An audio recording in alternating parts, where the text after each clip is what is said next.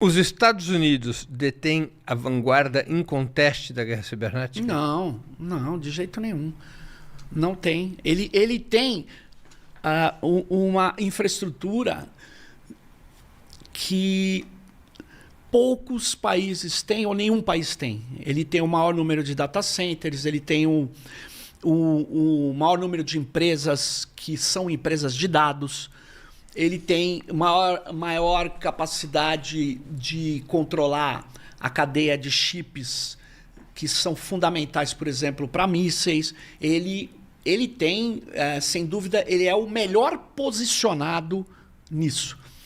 Mas China, Rússia, Índia e Irã, eu nunca ia falar isso antes, eu fiquei sabendo, Irã está mostrando que a capacidade norte-americana tem limites, né?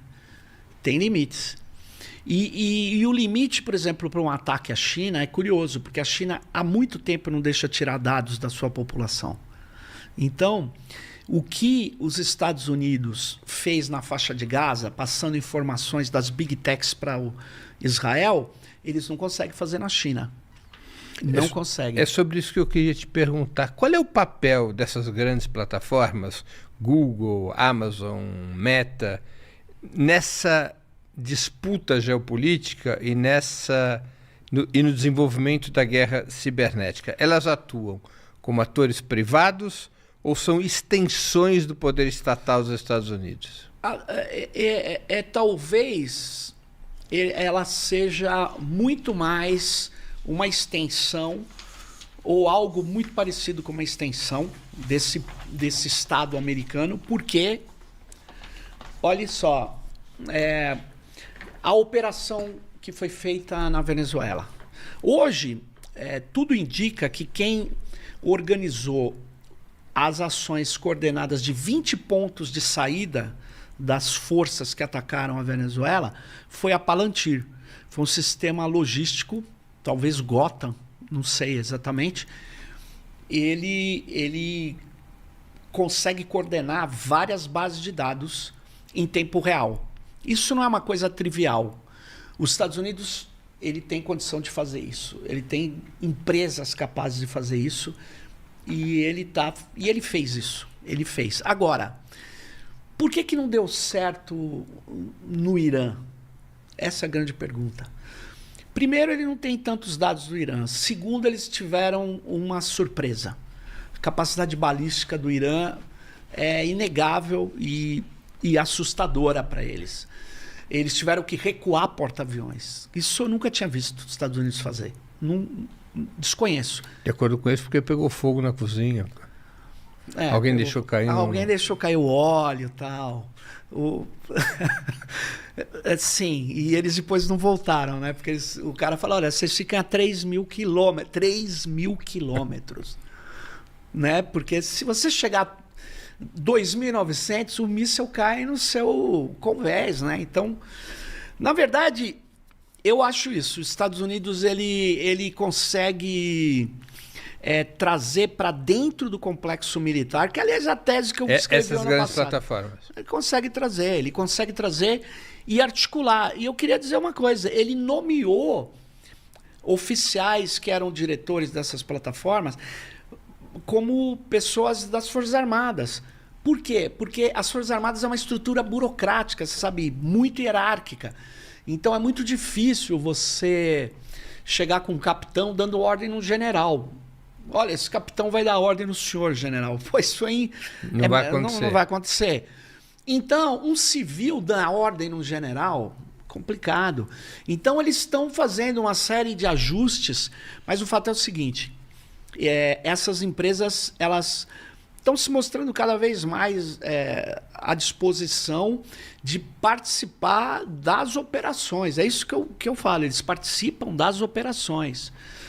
E o próprio CEO da Palantir, um cara muito estranho, o Alex Karp, se eu não me engano, ele diz, nossa empresa vale muito porque ele, numa reunião de acionistas, ele falou, a gente inclusive mata pessoas.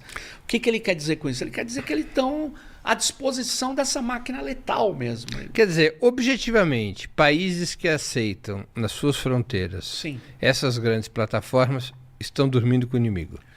Então, veja Estão bem. se atrelando a uma situação de extrema vulnerabilidade.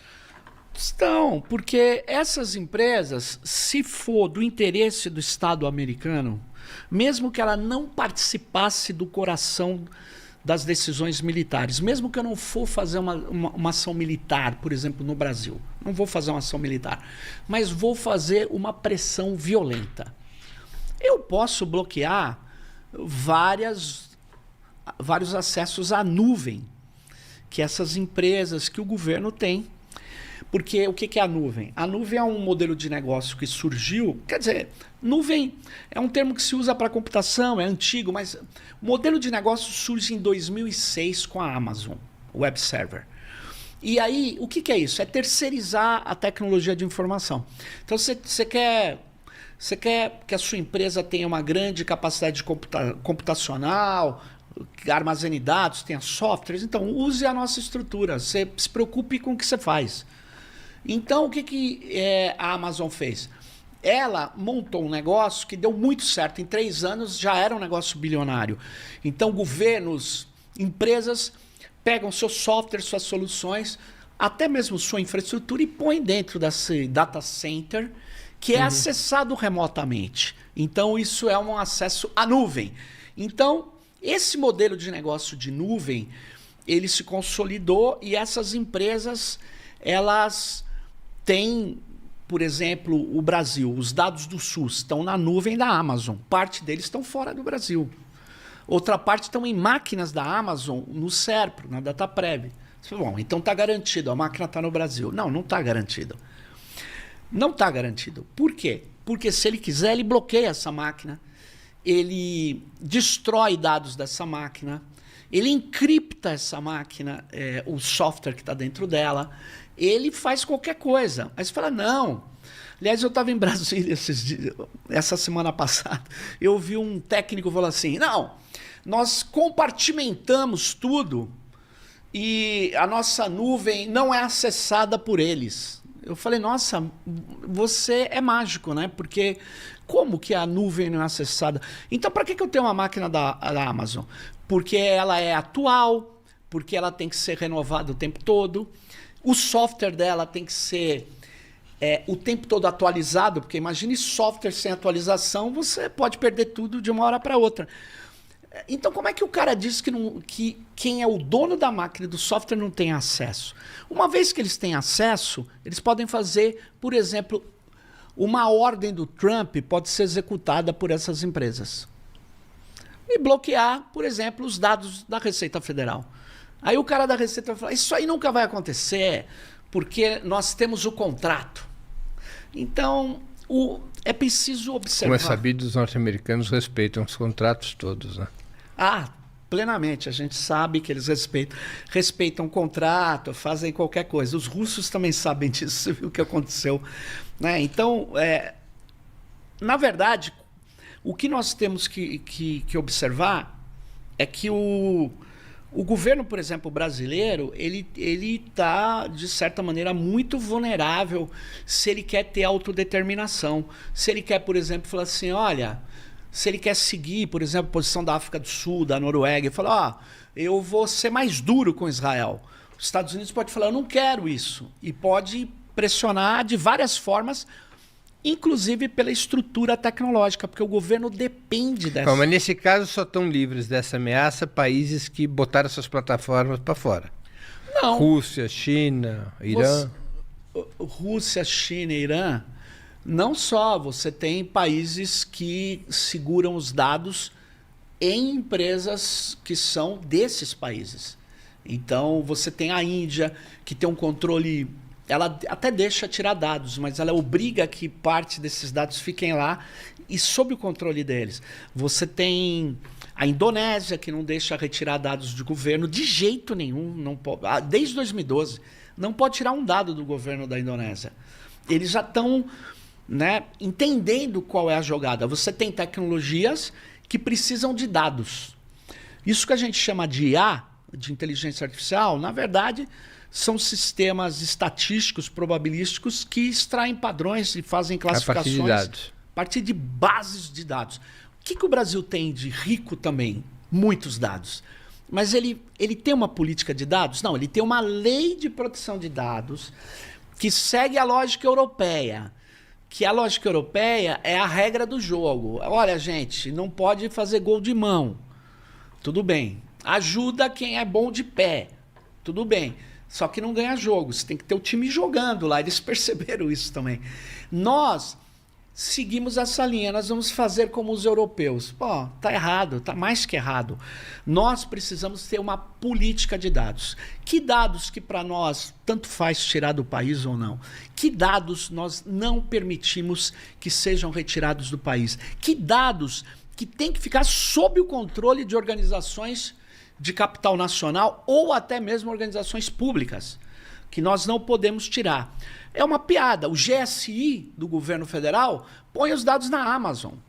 O Gabinete de Segurança Institucional. De Segurança Institucional.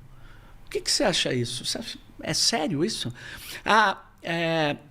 Durante aquela confusão do STF contra o Elon Musk, já faz um tempo, o Elon Musk falou, não vou respeitar essa lógica aí de ter que ter um representante do X no Brasil, que era o antigo Twitter, não vou respeitar. Aí o Alexandre de Moraes, corretamente, falou, você vai respeitar a decisão do judicial, porque se você desrespeitar, quem é mais que vai respeitar? E aí o Alexandre de Moraes falou, eu acho que eu vou suspender, inclusive, a Starlink. Ficou aquela tensão. O Exército Brasileiro mandou uma carta para o ministro tem uma cópia, essa carta está na tese de doutorado, está publicada, do João Cassino. A carta do Exército é o seguinte, que se tirasse Starlink, impedisse o acesso no Brasil, iria prejudicar a mobilização das tropas. Quer dizer o seguinte, o único país que tem capacidade de invadir efetivamente o Brasil, eu não estou falando botar uns soldados na fronteira, eu estou falando de ocupar, de botar tropa de desembarque, de tomar recursos, de cercar uma área e falar, vem me tirar, o único são os Estados Unidos. E eu uso o sistema de comunicação do Elon Musk, que não é qualquer americano, porque ele nem americano ele é imigrante sul-africano, que é da extrema-direita americana, pau-mandado do imperialismo. Eu sei que esse termo não está em moda, mas ele vai voltar, tá? Pau-mandado do imperialismo, o exército não se preocupa com isso. É sério? Não é sério.